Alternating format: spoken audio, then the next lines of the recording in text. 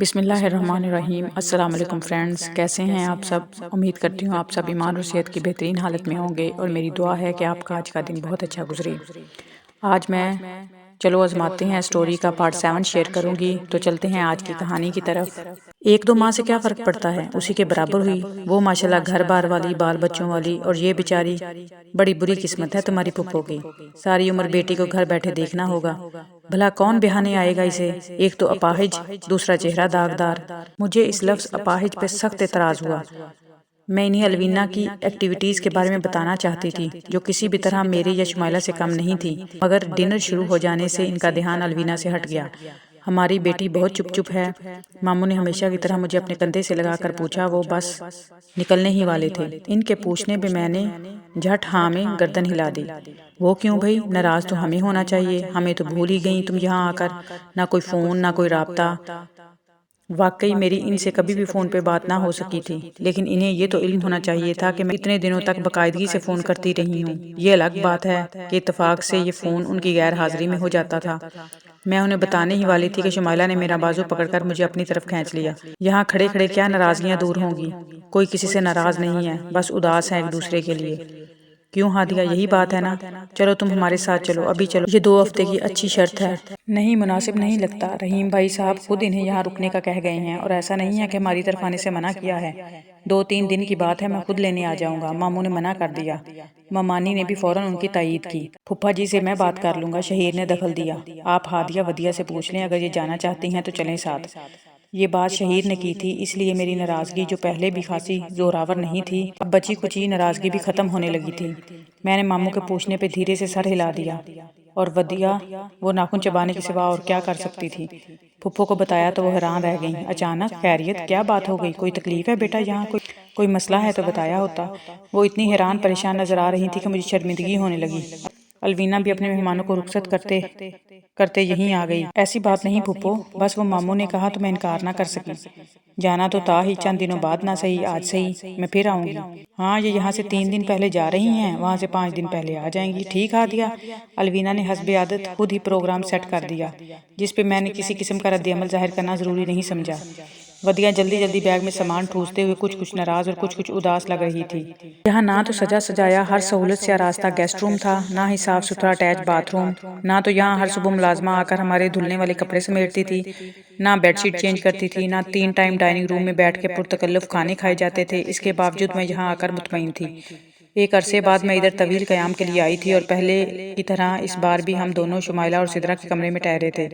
वो दोनों पहले की तरह अब भी जरा जरा सी बात पे बच्चों की तरह लड़ती थीं। उम्र बढ़ने के साथ उनकी आदतें जरा न बदली थीं। पहले गोलियों टाफियों पे एक दूसरे की पोनी टेल्स खींचने वाली, बाद में चूड़ियों पे एक दूसरे के बाजू मड़ोड़ने वाली, अब भी इसी तरह लड़ती थीं। अब वजह तनाज़ा कुछ और रहा करता था। कभी काम के मसले पे कि ममानी ने मुख्तलिफ कामों के लिए उनकी ड्यूटीज़ लगा रखी थी, तो कभी रिश्तों पे फूट पड़ जाती। शुमाइला के लिए आने वाले रिश्ते नामालूम वजूहात की बिना पे सिदरा की जानिब मुंतकिल हो जाते थे। इस बात पे जहाँ शुमाइला फसाद खड़ा कर देती, वहाँ सिदरा भी इसे जलाने तड़पाने से बाज ना आती। ये तमाशा हमारे यहाँ आने के दूसरे ही दिन रोनमा हुआ। तू काली बूथी वाली जानबूझ के मटकती हुई वहाँ आ जाती है। अम्मी ने मना किया था तो क्या जरूरत थी अंदर आने की। जानबूझ के नहीं गई थी मैं, और अगर मुंह काला है तो फिर तुम्हारे लिए आने वाले रिश्ते मुझ पे क्यों लट्टू हो जाते हैं। ठीक है चल जम। सिदरा मेरी हम उम्र थी और शुमाइला मुझसे 2 बरस बड़ी, मगर शादी के लिए वो दोनों ऐसी पागल हो जाया करती थी जैसे ये कोई जिंदगी मौत का मसला हो। मैं तो बेजार सी इनकी लड़ाई सुन रही थी कि उसके सिवा कोई चारा ना था। आखिर इन्हीं का कमरा था। वदिया भी हक्का बक्का सी बारी बारी दोनों का मुंह तक रही थी। बंद करो ये ड्रामा, आवाज बाहर तक आ रही है। मामू ने अंदर आकर धाड़ते हुए ने चुप कराया। वो मुंह ही मुंह में बड़बड़ाते हुए अब एक दूसरे को खा जाने वाली नजरों से देख रही थी। और हादिया, कम अज कम तुम ही इन्हें समझाओ। मैं बेचारगी से इन्हें देखने लगी। जरा तमीज नहीं सिखाई तुम्हारी माँ ने तुम्हें। इस औरत ने मेरी जिंदगी ही नहीं, मेरी नस्ल भी बर्बाद करके रख दी है। इनको देखो, तुम्हारी उम्र की ही हैं। वो हमारी जानिब इशारा करने लगे। कितनी सोबर, कितनी समझदार और कितनी मुहज्जिब हैं। इनसे ही कुछ सीख लो। वो तो कह के चले गए। अब इन दोनों की खा जाने वाली नजरों का रुख हमारी जानिब था। वदिया ने सहम कर कंबल में मुंह छुपा लिया। मैं मामू के इस तंज़े अमल की आदी थी। वो अम्मी से भी बहुत मोहब्बत करते थे और उनकी समझ बूझ की तारीफ भी। हमसे प्यार तो करते ही थे, मगर हमारी आदतों को पसंद भी करते थे। मुझे हमेशा इस सूरत हाल में मज़ा आता था। भाई, अपनी तारीफ सुनना किसे बुरा लगता है। बचपन में तो मैं बाकायदा शुमाइला को मुंह चढ़ा दिया करती थी, लेकिन आज न जाने क्यों शर्मिंदगी सी महसूस हुई। मुझे शुमाइला की नाराज़गी का खदशा महसूस हो रहा था। मुझे यहाँ बहुत अजीब सा महसूस हो रहा है। रात को वदिया ने मेरे कानों में घुसते हुए मिनमिना कर कहा। मैंने घूर के उसे देखा। मैं जानती हूँ क्या अजीब महसूस हो रहा है। यहाँ वो ऐशो आराम जो नहीं जो वहाँ था। यही बात है ना। कितनी फजूल सोच है तुम्हारी वदिया। ये हमारे मामू का घर है, कितना प्यार करते हैं वो हमसे। अम्मी के बारे में सोचो, उनके दिल में इस घर के और इसके मकीनों के क्या जज्बात हैं। ठीक है, मामू के यहाँ कोई बड़ी सी गाड़ी नहीं जिसमें वो हमें घुमाने के लिए बाहर ले जा सकें, लेकिन इससे ये तो साबित नहीं होता कि वो हमें फुप्पो से कम प्यार करते हैं।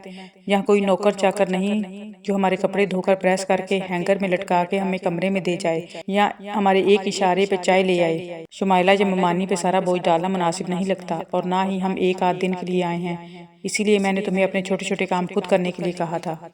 शायद ये भी तुम्हें कुछ अजीब लगा हो। ऐसी बात नहीं है। वो शर्मिंदा हो गई। घर पे भी तो काम करते हैं हम, फिर यहाँ ममानी का हाथ बटाने में क्या हर्ज है। फुप्पो के घर में 12 दिन रहने में कोई मेरी आदतें खराब नहीं होगी। मैं तो कुछ और कह रही थी, तुम समझ नहीं रही, या शायद वो समझा नहीं पा रही थी। उसे ये फन आता भी नहीं था, इसलिए मजीद कुछ कहने की बजाय इसने करवट बदल ली।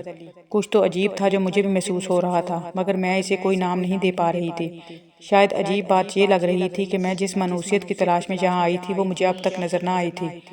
फुप्पो के यहाँ सब कुछ ठीक था, सबके रवैये नॉर्मल बल्कि तसल्ली बख्श, मगर मैं वहाँ के माहौल में एडजस्ट नहीं हो पा रही थी। पिछले कुछ सालों में अब्बू के कारोबार ने भी खासी तरक्की की थी, लेकिन अम्मी ने जो चंद साल तंग दस्ती के देख लिए थे, उनकी वजह से वो खासी कफायशार और दूरदर्श हो गई थी। इनका सलीका घर में नजर जरूर आता था। अब्बू ने भी इस्तात रखने के बावजूद नई गाड़ी लेना जरूरी ना समझा। ये उनकी कनात पसंदी थी। घर अपना बन चुका था। माकूल इलाके में अच्छी खासी मालियत का खूबसूरत डबल स्टोरी बंगला था। अम्मी भी इस पे मुतमईन थी। अब वो दोनों जो कुछ बचा रहे थे वो हम दोनों के लिए था। फुप्पो के और हमारे रहन सहन में खासा फर्क था। वहाँ वो हालात थे कि उन्हें बचत, कफाज या कटौती वगैरह का मतलब भी मालूम न था। कई कनाल पे फैला महल नुमा बंगला, जिसके चप्पे चप्पे की आराइश से मकीनों की खुशहाली का अंदाजा होता था। हर कमरे में लाखों की मालियत का फर्नीचर, कालीन, पर्दे, चार चार गाड़ियाँ। सनी के ज़ाती गराज में ऐसी मोटर बाइक्स थी जिनको हमारे तबके के नौजवान सिर्फ ख्वाब में ही देख सकते थे। इन्हें अपने किचन में हफ्तावार मेन्यू बनाने के लिए बजट का ध्यान नहीं रखना पड़ता था। यहाँ तक कि सब कुछ मुख्तलिफ था, और मैं इस मुख्तलिफ माहौल में खुद को मिसफिट समझ रही थी। हालांकि फुप्पो, फूफा और अलवीना का रवैया बहुत पुरखलूस और सादा था, लेकिन मुझे इनका दिलजोई करना भी यूँ महसूस होता था जैसे वो हमें बहला रही हों।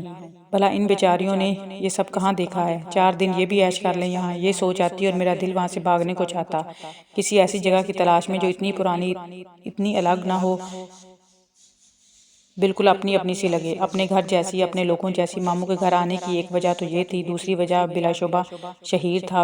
वो हमारी फैमिली का सबसे हैंडसम लड़का था और सबसे ज़्यादा तलीम याफ्ता भी।